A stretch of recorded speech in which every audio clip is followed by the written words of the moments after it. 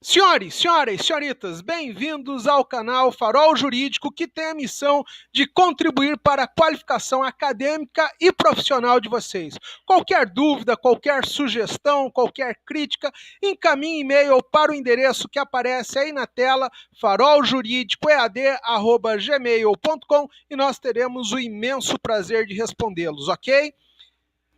O primeiro curso que nós vamos apresentar para vocês é o curso sobre prisões e liberdade provisória. Por quê? Porque na área criminal o ponto fundamental é o direito à liberdade. O primeiro bem jurídico mais importante que nós temos é a vida, mas o segundo bem jurídico mais importante que nós temos é a liberdade. Então, quando alguém bate na porta do escritório de um advogado criminalista, tudo que ele quer é a manutenção do seu sagrado direito à liberdade. E para você aprender a defender a liberdade de qualquer pessoa, a primeira coisa que você precisa entender é as prisões. Qual o fundamento das prisões? Em que condições, em que circunstâncias elas são decretadas? E qual é o instrumento adequado para combater cada modalidade de prisão decretada?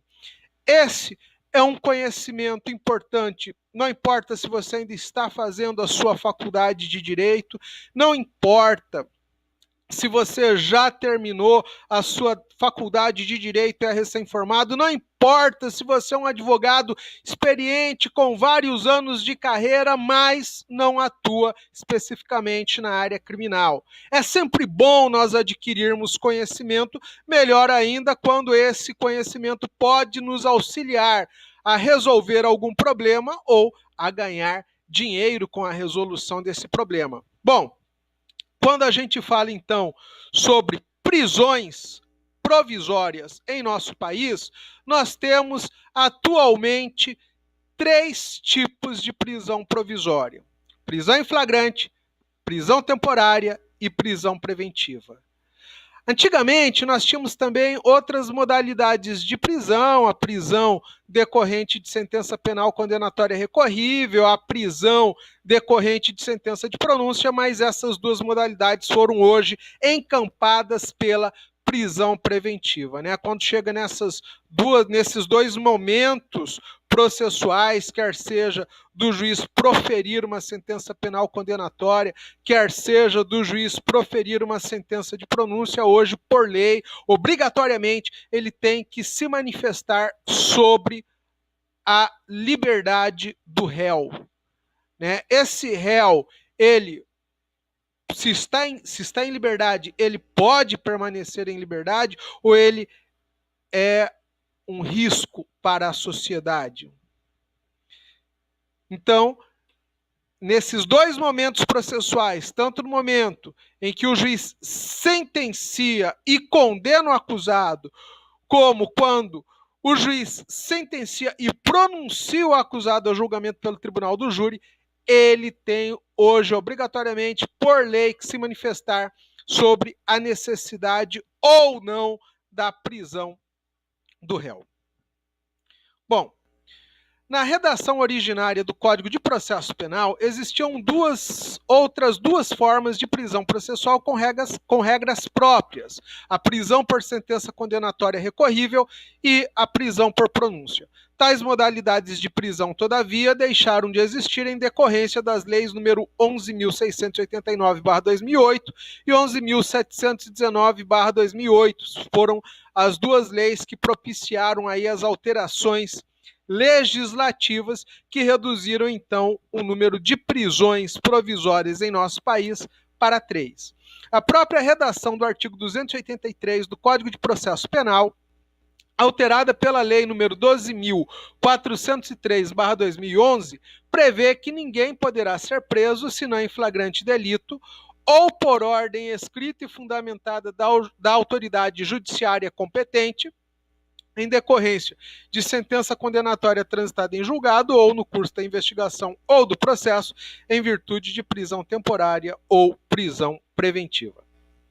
Para cada tipo de prisão, existe um instrumento processual adequado. Os instrumentos processuais utilizados para a obtenção da liberdade do acusado réu preso são relaxamento de prisão, pedido de liberdade provisória, pedido de revogação de prisão temporária, pedido de revogação de prisão preventiva e habeas corpus. Senhores, senhoras, senhoritas, entendam. Para cada tipo de prisão, existe um instrumento processual adequado para você pedir a liberdade do acusado, para você pedir a liberdade do réu, dependendo do momento em que essa prisão ela foi decretada. Se você usar um pedido de revogação de prisão preventiva para uma prisão temporária, não vai surtir efeito. De plano, o seu pedido ele vai ser desconhecido. Você não vai conseguir resolver o problema e você ainda por cima vai demonstrar desconhecimento acerca do funcionamento do processo penal. De igual maneira, se a pessoa foi presa em flagrante, se o flagrante foi legal, se o flagrante preencheu todos os requisitos, se o flagrante se encaixou em uma das hipóteses previstas em lei, e você entrar com habeas corpus, de igual maneira seu habeas corpus vai ser desconhecido de plano. De igual maneira ele não vai ser apreciado, de igual maneira você vai demonstrar desconhecimento do processo penal. Vai queimar seu filme.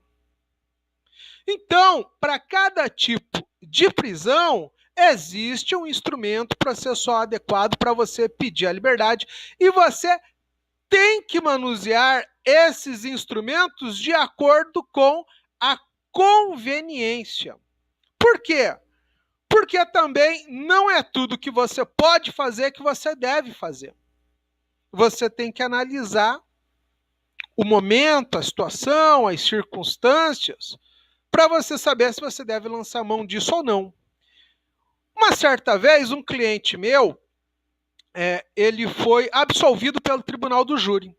Quando terminou o julgamento, a juíza me chamou no gabinete dela e disse: olha, doutor, eu não vou soltar o cliente do senhor, porque existe um outro pedido de prisão preventiva, de um outro inquérito policial que ele está respondendo, exatamente pela mesma acusação que o senhor acabou de absolver ele. Lógico, vítima diferente, mas mesma situação, mesma circunstância.